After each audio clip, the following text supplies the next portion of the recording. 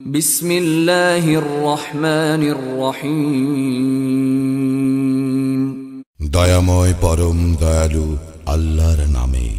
আলহামদুলিল্লাহি রাব্বিল আলামিন। সকল প্রশংসা জগৎ সমূহের প্রতিপালক আল্লাহরই। আর রহমানির রহিম। যিনি দয়াময় পরম দয়ালু। মালিক ইয়াউমিদ্দিন।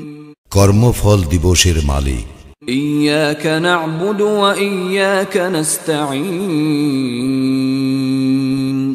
আমরা শুধু তোমারই ইবাদত করি, শুধু তোমারই সাহায্য প্রার্থনা করি।